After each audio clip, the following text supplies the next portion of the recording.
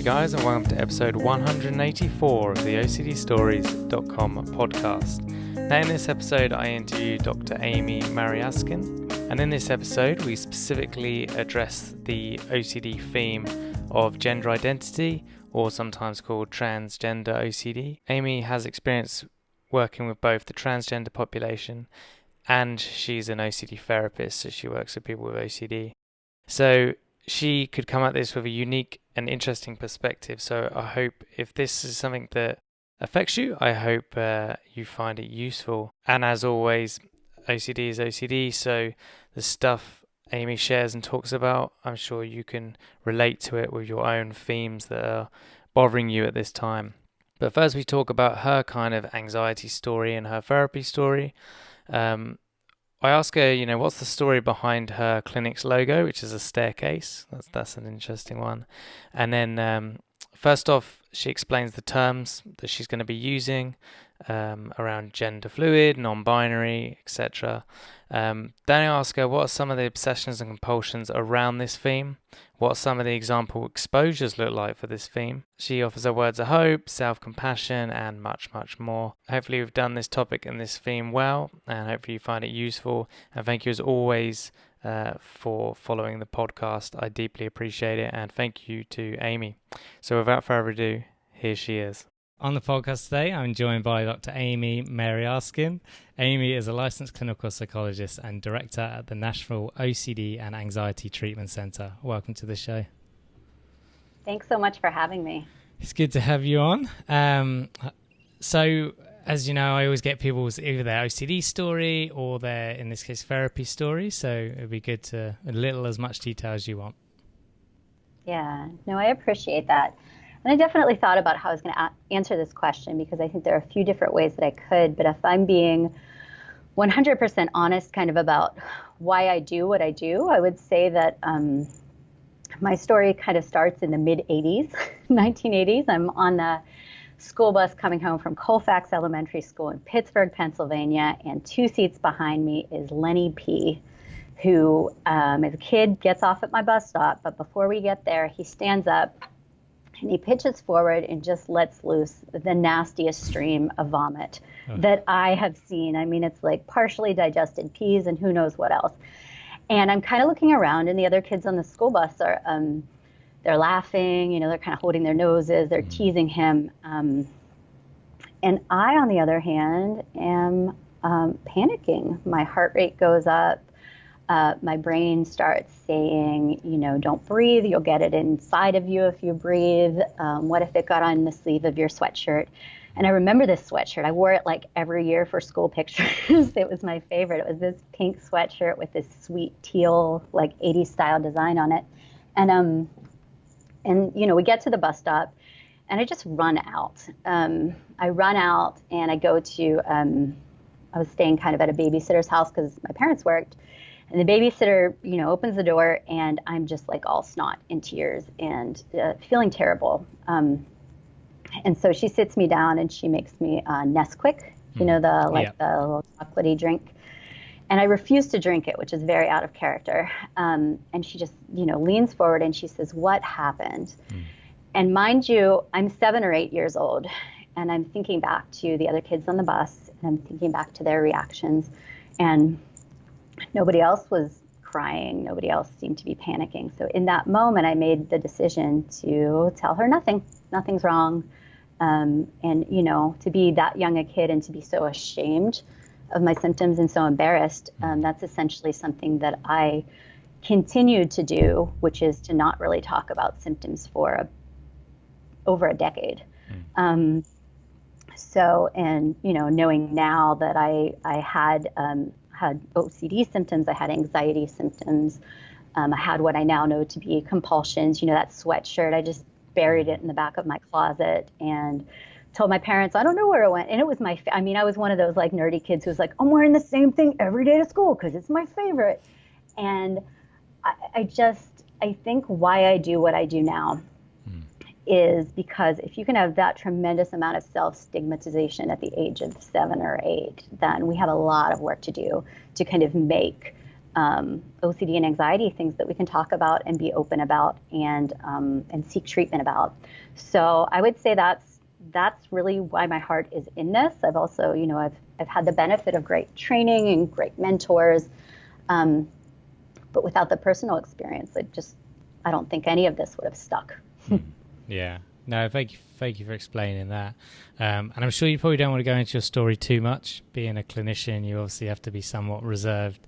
So feel free to tell me to shut up. But what point did you kind of finally tell someone or get kind of help? Well, it's interesting because what I would say is that everybody, like that's a judgment there, but I think many people knew that I was kind of a quirky kid and that I was an anxious kid. I actually, this opened up, I talked to my mom about it recently and I was like, when did you know? Because the first time I remember really disclosing and talking about it, I was in college. And she said, well, I do remember there was one time in middle school where you thought that you were going to throw up and your reaction was just so outsized that I wondered, like, what's that about? But, other things like other sort of quirky behaviors, I think were just chalked up to being quirks. So I would say I started talking about it probably in college. And then by the time I got to grad school, I was, I had gotten enough support, that I felt like I could talk about it more, but B, I was in such a better place as well. So yeah, it was a little bit later. Cool. Well, yeah, thank you for explaining that. Okay, so is there anything else you wanted to share on your story before we moved on? No, I don't think so. I think I might have some clients who hear this and they're like, what? Yeah. But, I think it's important. Yeah. No, well, thank you for sharing. So your clinic, Nashville OCD and Anxiety Treatment Center, the logo is a staircase. Why choose a staircase for the logo? Yeah. So it's been such an incredible experience to open up a clinic. And I'm going to put incredible in giant air quotes because, if I had known how hard it would be, I might not have endeavored to do it. But one of the parts that's been really interesting is this creative vision for what do we want to do? What do we want the clinic to represent? What are our values? And the staircase was chosen for a number of reasons, one of which is even though in treatment, I think a lot of clinicians, myself included, and our therapists included, are moving away from a strict hierarchical type model of, here's our hierarchy and we're doing, the lower things and then the higher things when we're doing ERP. So we're moving away from that. But I think it's so important that people know that the kind of treatment we do is sort of progresses in a stepwise fashion. So we're not going to, I think people hear about exposure and response prevention therapy, and understandably, they're pretty mortified about the idea of just, getting flooded. So that's part of the reason is that we say, everything is, every step matters. So even if it feels like a really small step to you, we're going to start small and we're going to kind of build you up.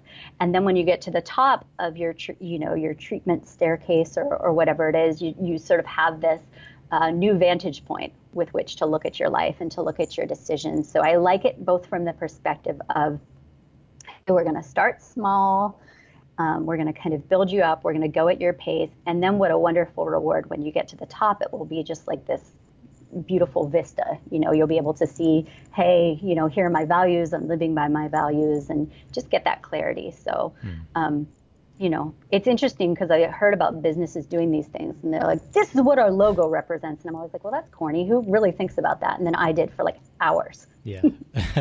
Well, yeah, big brands spend millions on creating their logo. Yeah, so it's great to see you had some real thought behind it. And I saw that explanation on your website and I thought it was a great way to look at treatment. So thank you for explaining. So obviously got you on today, A, to chat with you, but B, specifically talk about transgender OCD or gender identity OCD, whatever term we want to use.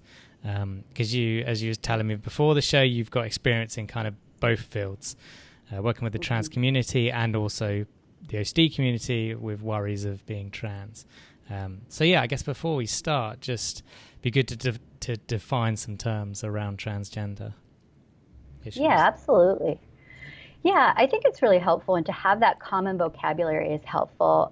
If you're just working with a transgender population, it's very affirming to kind of understand the language that's used, as well as if you're working with individuals who have gender identity themes to their OCD.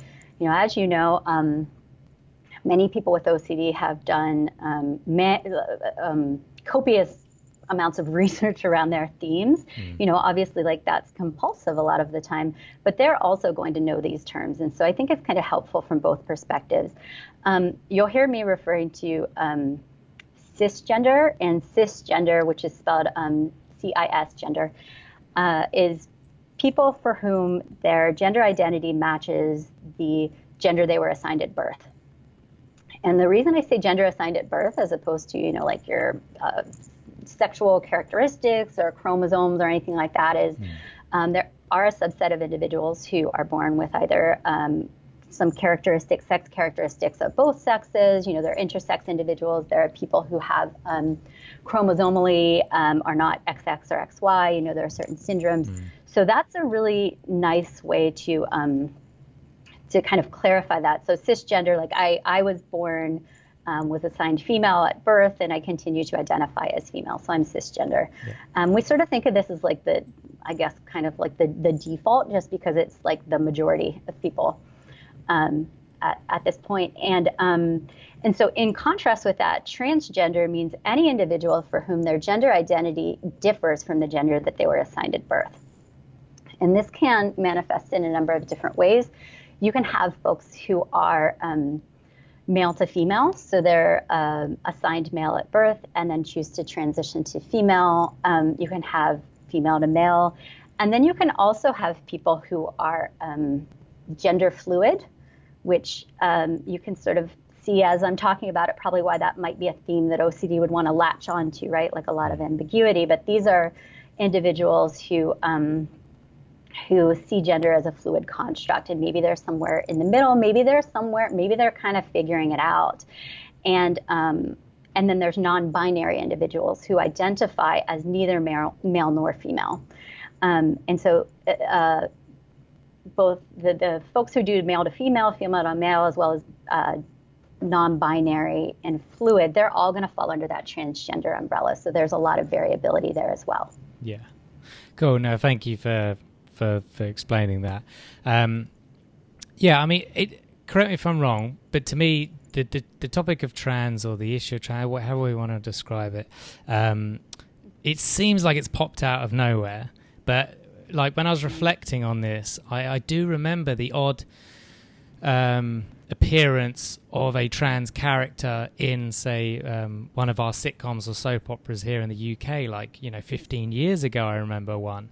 And you'd never heard anyone say they were trans or talk about trans, but here they were in a popular sitcom. I won't name it, in case I get it wrong. So it was present, but it's very present now. And I guess, A, is that true? And B, what impact has that had on people with OCD? Yeah, great questions. I think about it this way. Transgender individuals have been around as long as people have been around. And the extent to which they've been allowed to be visible or had space to be visible is really what has changed. And there are even some cultures, like in certain Native American cultures, there is the idea of two-spirit individuals, who are individuals who are, again, sort of living outside of the binary, so male characteristics and female characteristics. And so I think that's something that you can go back and kind of see in literature, you can see in different cultures, but it's certainly something that is so much more visible now with individuals. There are, like in the US, there have been a lot of recent legal battles for transgender individuals trying to get rights. I know here where I live in the state of Tennessee, there are no workplace protections for transgender individuals, which is like, it blows my mind.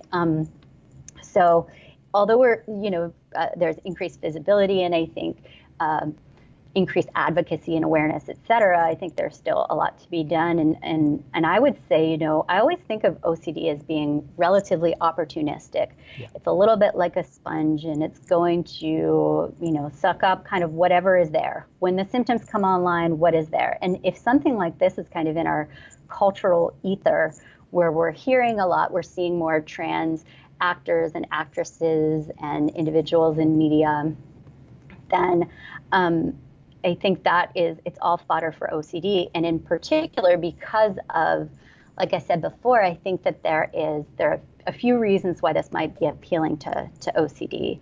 The first of which is it's this kind of inherently ambiguous space. OCD likes for things to be black and white, or good and evil, or male and female. And transgender folks are challenging that and saying, hey, there's more than just this binary. Or maybe even if you believe in the binary, maybe you're not the gender that you thought. And so I think from that perspective, it can be really challenging for OCD. I think as well, there's no like cheek swab for are you trans, are you cisgender? There's no blood test. And so it's really, again, there's no way of knowing. And so there's an inherent level of uncertainty. And so I'm realizing as I'm talking about this, that, and I suppose every one of your podcasts is a little bit like this, but I'm feeling like, I'm sure there are people listening for whom this is a little bit difficult to hear, right? Or this is a little bit like hitting on, well, I never thought this was, but it really is such a perfect breeding ground, I think, for OCD because of some of those factors and because of how prevalent it is now in the media. So let's say I have transgender OCD. What are some of my compulsions and obsessions? Yeah, so a lot of the, so oftentimes, the obsessions are going to be this need to know for sure what your gender identity is and what what impacts that may have. So there's always that kernel of, as there is, one could argue with all OCD themes, there's always that kernel of this need for certainty, this need to know 100%. And then I think there are kind of offshoots of that in terms of the obsessions.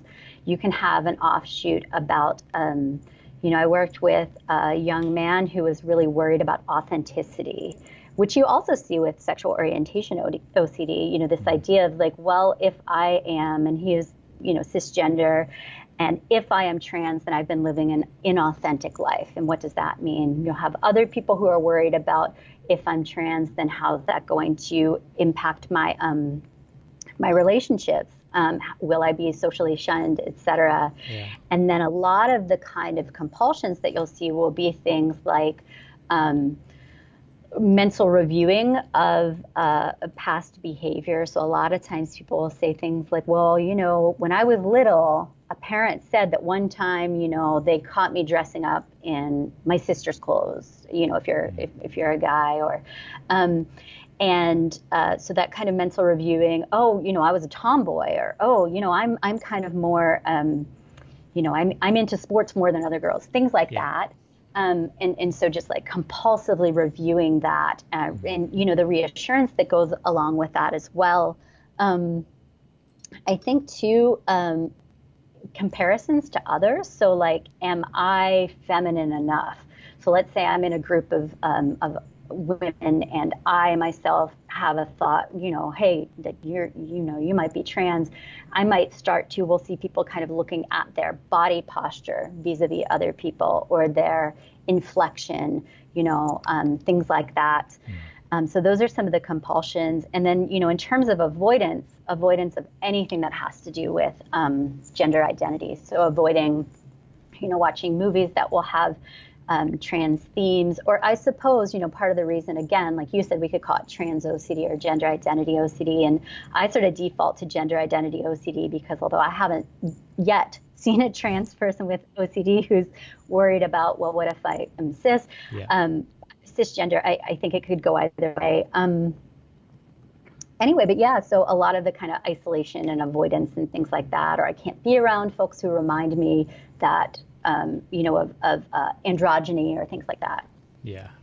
Yeah, no, thank you for explaining that. And I guess avoidance would be tough at the minute because there's a lot in popular culture, in the news.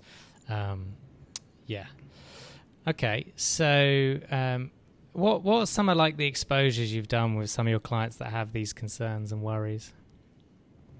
Yeah, so things like, and it kind of depends a little bit on what the core fear is. So what does it mean if I'm trans? But one that I've used for individuals almost regardless of what the core fear is, and then I guess I can get into some differentiations. But one thing that I found is quite provocative is to make a list of individuals of the opposite gender, to the one that you identify as, that, people you really admire, or people you want to emulate, people you want to be like, because there, what you're doing is you're activating this idea of, again, say if I'm a woman and I have this list of men I want to be like, that's really going to get the gender identity OCD going. So that's one thing.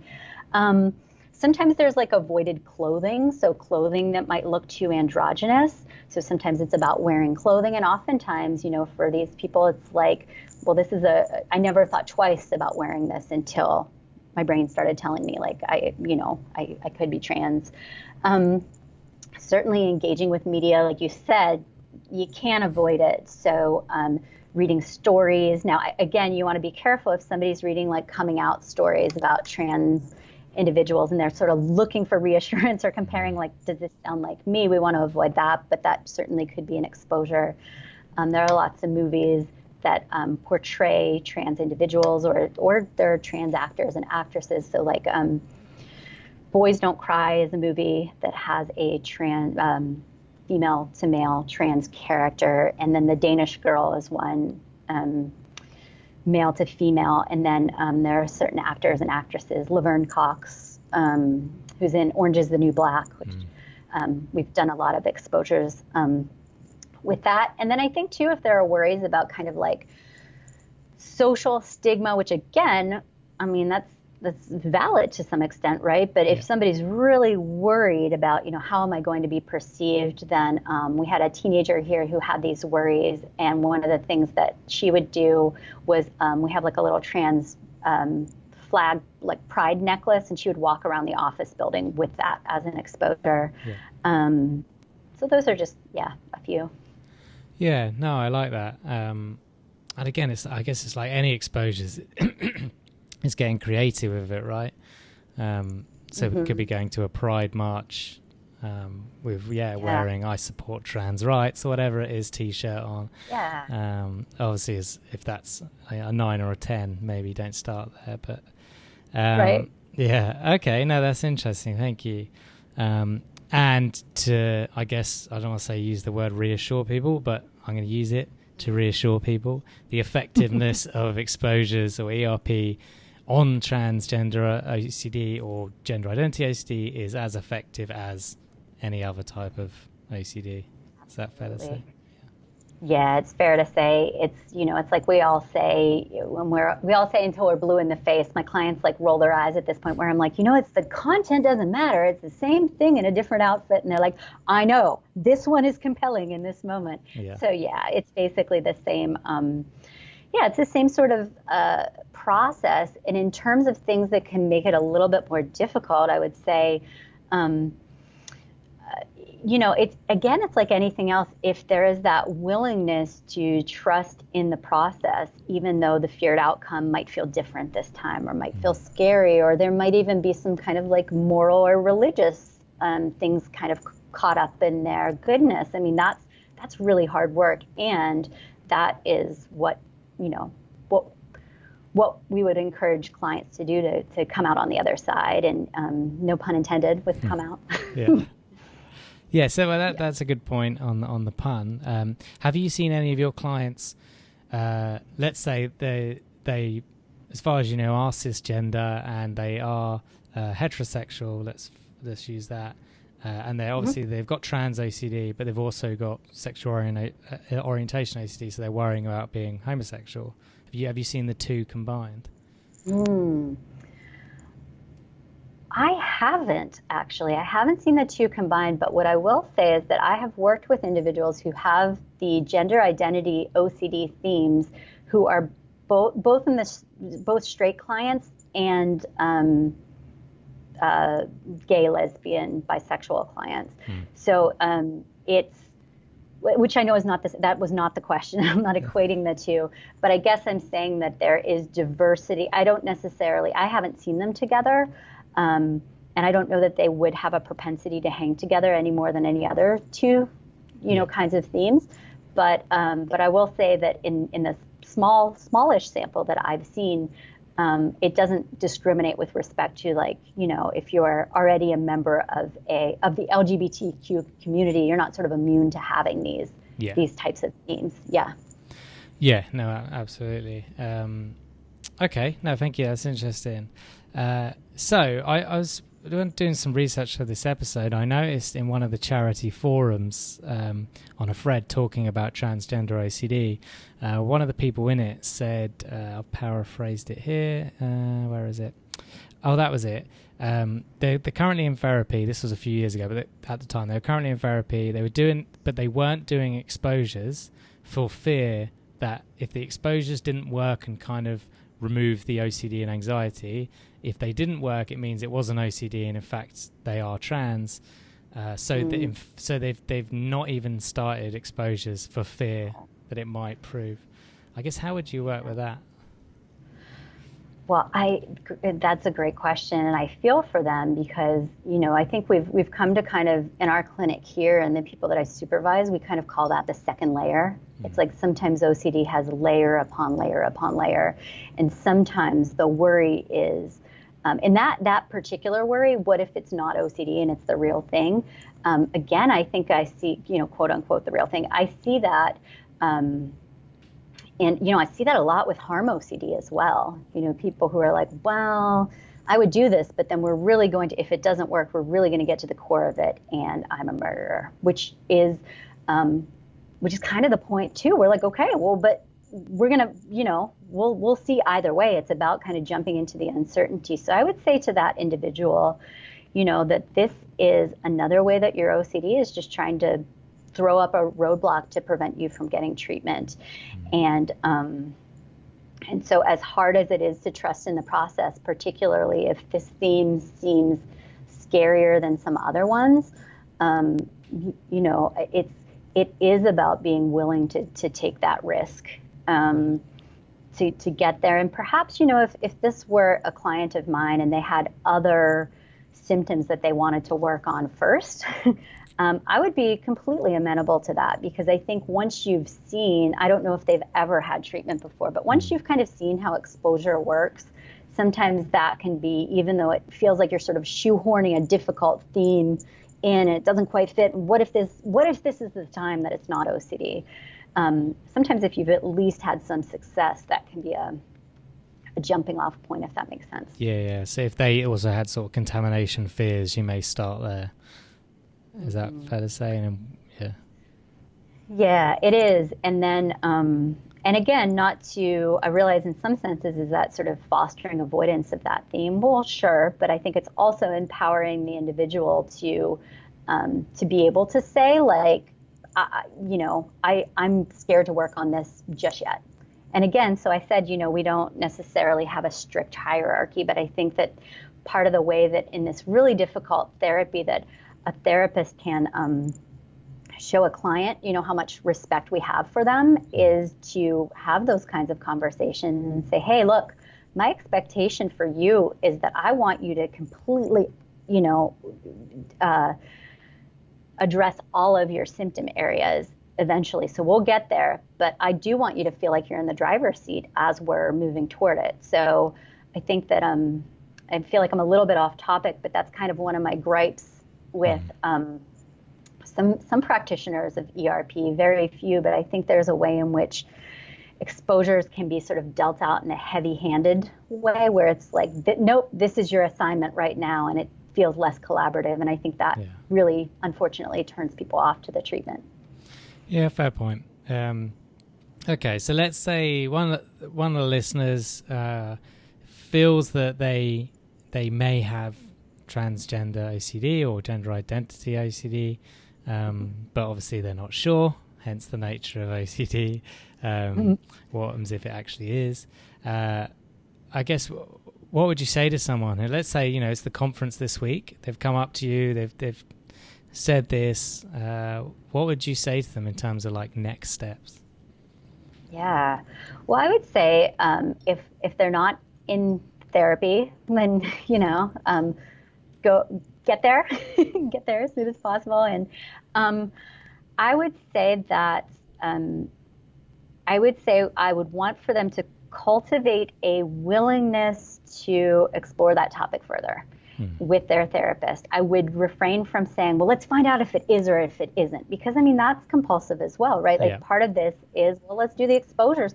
I'm not invested in, just like with sexual orientation OCD. And it's interesting. I do a lot of work with, kids and teenagers too, and they can be so concrete. And like I was working with a 13-year-old with sexual orientation OCD, and she was like, we're going to get to the bottom of this, right? We're going to get to the bottom of like, if I'm gay or if I'm straight. I'm like, well, I got news for you, kid. We're actually maybe never going to get to the bottom of that. And maybe we will, and it won't be what you want it to be. And like, that's the point. And she's just like, then I got the stink eye from a teenager for like the next 20 minutes, and she barely talked to me. We eventually got there. She's doing great. But yeah, I got a little bit off topic. But yeah, I guess what I would say is, if you're thinking that might be something that's going on, get to therapy, start talking about it, let go of this. There's going to have to be some letting go of the need for certainty around that. Yeah.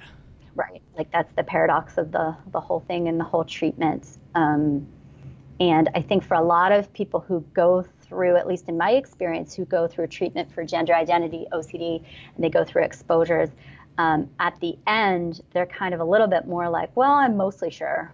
I'm like, sure enough. And, and that could change tomorrow. And that's the true, like when somebody's able to say that, you're like, okay, I feel like you're in a good place with this. Yeah. Yeah, really, really good point and good answer. That is the right attitude, like you said. I don't know if I tomorrow might turn around and feel, actually, I feel like I identify as a woman. I have no evidence that won't be the truth tomorrow. Not to trigger anyone, but I don't know. For me, it's also kind of, if that happens, I'd like to think, as painful as it would be, I would meet it with the same tolerance and compassion and try and work for, there's a quote by Marcus Aurelius, that Greek philosopher. He says something about you'll meet, don't worry about tomorrow's struggles or something, because you'll meet them with the same skill set and determination that you've met today's struggles, or something like that. And that always reassures me, not in an OCD way, but yeah. I love that. Our capacity to handle things is greater than we give ourselves credit for, I think, a lot of the time. Yeah, I think I talk a lot to my clients just generally about resilience. Yeah. And about this, like there is this thing that happens in therapy where if it's been a hard week or it's been a hard, it feels something that just feels like backsliding. I hear that a lot. There's a lot of like I'm afraid I'm backsliding. And encouraging people to, I wish I could, and I suppose I could with their consent, but to have like some kind of a way to have them on session one say like, these are the things that I feel like I'll never be able to do, and I am convinced of it, and then to be able to look back at that and throughout the weeks be like, nope, you've done that, you've done that, you've done that.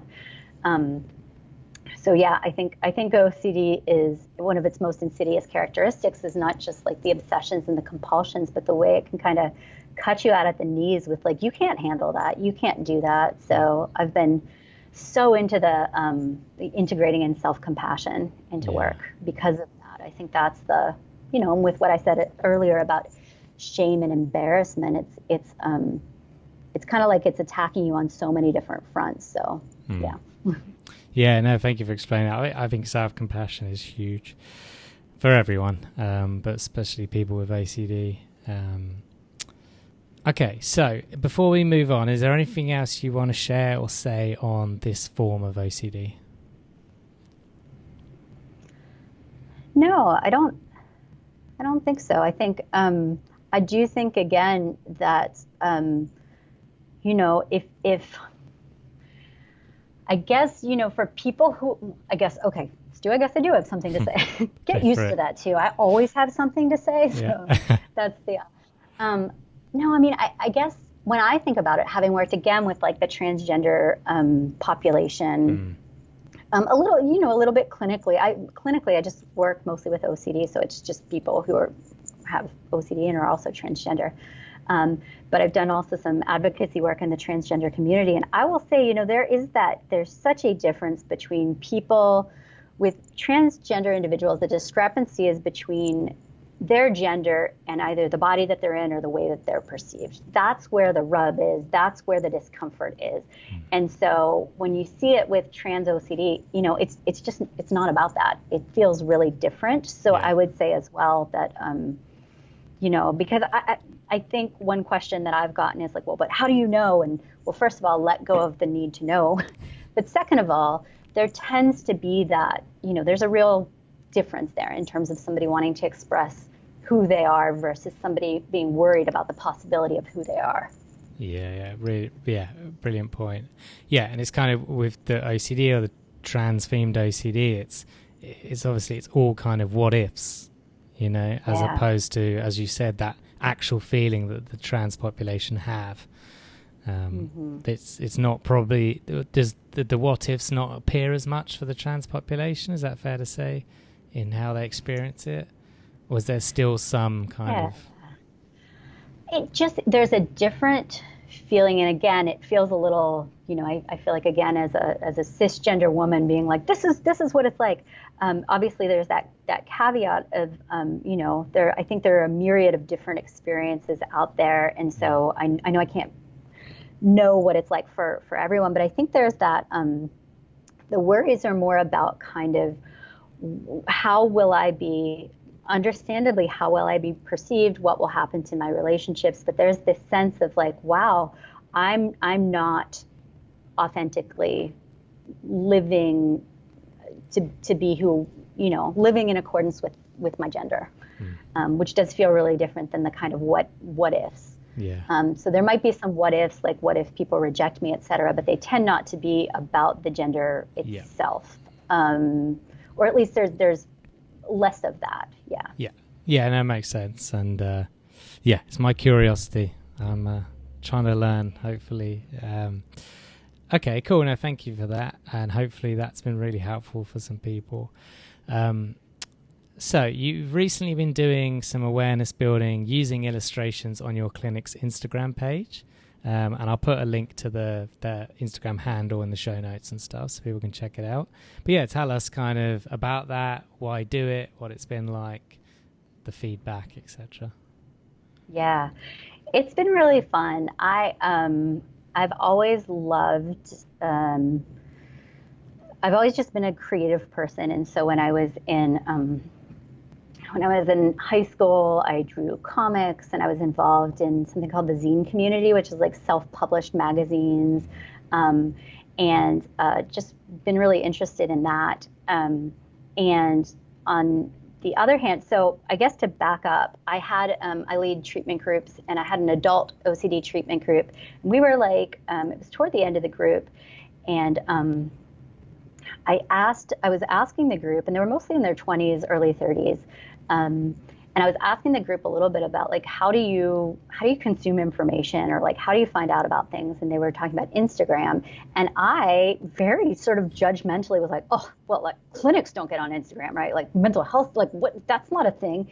And they were like, have you, like, how old are you? Which I was like, I'm not that much older than you, but apparently I had no idea. So they were like, the clinic should have an Instagram account. So I went and I did what I always do. I did my research, and I went out there and I looked at other existing accounts and therapists, et cetera. And I just thought, there's so much great content out there already. What can I do to put a spin on it and bring something that's a little bit different? And so I decided to kind of wed my love of doodling. We had just gotten, my husband and I had gotten a new toy, basically iPad Pro with a stylus. Pencil, and I was, oh, it's amazing. And so I was like, well, I'm already doodling all the time. What about if I kind of put these two together? So I made a few comics, and it's been a really cool response. I think it's a fun way to engage people. I think there's an irreverence and a playfulness that you can bring to the comics that is a little bit different than just kind of like the inspirational quotes. I don't think it's quite to the level of irreverence as like memes. I feel like I'm deep into the internet world now. I'm like, well, there's memes and there's the quotes and there's this and that. But yeah, it's been a great response, and it's been really fun to try to distill some really, I guess, complex therapy concepts into just these little 4-panel or 1-panel comics. Yeah. No, I like them. I was looking through them was it the other day. Yeah, I think they're great. And like you said, I think mental health is a heavy topic, can be a heavy topic. It's definitely heavy as an experience for those going through it. So doing it as a comic or an illustration is a good way of adding a bit of lightness, and I don't want to say fun, but maybe that is the word. And a good way to do education.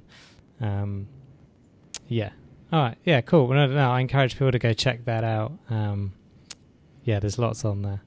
So just general words of hope for people with OCD, regardless of whatever theme they're concerned with. Yeah.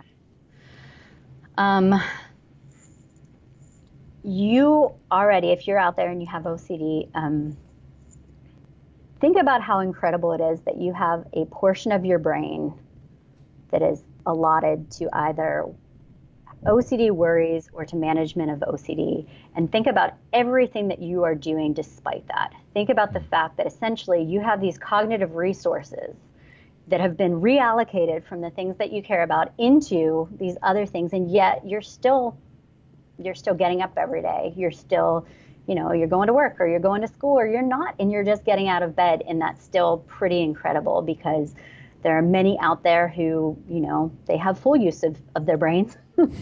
And just think about too I do believe in the treatment. I believe that people can feel a whole lot better. So if you're there and you're like spinning your wheels and feeling like I've got, a significant portion of my brain devoted to OCD, just think about A, how amazing it is that you're doing what you're doing. And then B, when you free that up, think about the possibilities and really, allow yourself to dream about those possibilities because it's possible. Yeah, absolutely. Yeah, great words. Okay, so you've got a time-traveling phone, if that's the right way of saying it. You pick up, call your 20-year-old Amy. What would you tell her? Oh, man. I would say stop changing your major. I changed my major in college, like, on the regular. I pretty much studied everything. And provided that I had landed on psychology at that point, I would say stop, chill out. Because psychology will afford you the opportunity to be able to, have a job that allows you to be both science-based and kind of data-driven, but also really creative. So yeah, I would say that. I'd also say stop trying to make bangs a thing that works on your face because it's just not the hairstyle for everyone. And those would be my words of wisdom. Nice. No, I like it. It's interesting because in this country you can do a master's you don't have to do a master's to become a therapist. You can do like a diploma or whatever, but if you do a master's, it's either a master's of science or a master's of art, and I don't know if that's the same in the States. So then that raises the question, is therapy a science or is it an art? And let me ask you that. Well, how would you?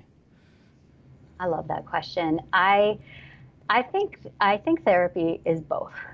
Good therapy is both. I think science is the foundation. That's another big thing in our clinic here in Nashville. It's like we only do evidence-based treatments where we apply them flexibly, and we're going to meet people where they are.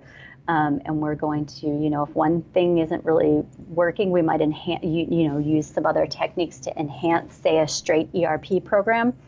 But it's got to have that science base. And I think from that structure, in order to connect with people, symptoms are just as varied as people. And we know people are incredibly varied and creative and intelligent, and they have all different ways that their symptoms manifest. So I think that creativity is the piece that kind of bridges the gap between here's my protocol and here's, an effective application of the protocol. Exposure therapy in particular, I think is just I think that it can't be done without a measure of creativity. And I think, sure, you can have a kind of list of here are all the contamination exposures that I've ever done with someone and all the harm exposures. And then somebody's going to walk in the door and their fear is going to be so idiosyncratic. And it's going to be something you've never really heard before. And on the spot, that's the fun of it for me, is trying to figure that out and sort of join them in that. So I believe I have, actually, it's right there on the wall. I have a Master of Arts. Oh, cool. And I don't know, Doctor of Philosophy makes it sound even less scientific, right? It's like totally theoretical, but anyway. Yeah, that's a good point. Oh, it's obviously Doctor of Psychology, which is psych D. Ultimately, I don't think there's a difference, to be honest. There's as much science in both of them. But thank you for indulging my curiosity. So last question then. You've got a billboard in Nashville. What do you want written on that billboard? I'm so glad you asked this because I've been prepping my answer. Like, I'm just going to be real with you. I've been prepping it since well before I was on this podcast. Like, I've heard the podcast and I've been like, oh man, okay. So here's the deal. I've got this billboard and what's it going to be? And there have been so many good answers. So here's what I'm thinking. I want it to be, some of the billboards are informational and some are inspirational, and I want mine to be experiential. So here's what I'd like. And I'm going to ask for 2 billboards because of who I am as a person. Okay, so I've got 2 billboards, and the first one is going to have, in big block letters, it's going to say, don't read this billboard. And the second one is going to say, unwanted, violent, and sexual thoughts are just as automatic. For more information, and then a website about intrusive thoughts. Because when I was thinking about it, I was like, oh man, it's a billboard. It's going to reach a lot of people. Who do I want to reach, and what do I want them to know?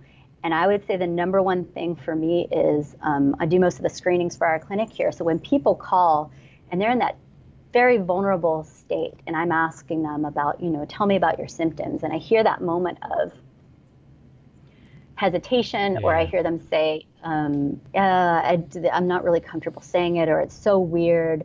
It brings me back again to that experience of like being a kid and being like, this is just too weird. I can't talk about this, just too weird. So in those moments, one of the phrases that I use a lot is this idea of quote unquote OCD normal. Like when people tell you, I thought about, engaging in a sexual act with like a religious figure. It's like, oh, that's OCD normal. Or, I thought about whatever outlandish thing it is. Or I think a billboard that would get to those folks, and in a really experiential way too. Like that's a little bit of a wake up. Like, whoa, hey, that's out of my control. Yeah. No, I like it. Very creative. Thank you for sharing that. Okay, so is there anything else that I haven't asked you that you wish you could have shared today? No, this has been great. Thank you. Cool. No worries. Well, thank you for giving your time and covering this theme of OCD. Hopefully it's useful for people, which I'm sure it will be. Yeah, I hope so. So there you have it. Really hope you enjoyed my conversation with Amy, and everything will be at theocdstories.com where you can find out more. And quick disclaimer, guys, this podcast is not therapy. It's no replacement for therapy. Please seek treatment from a trained professional. And until we speak, take care.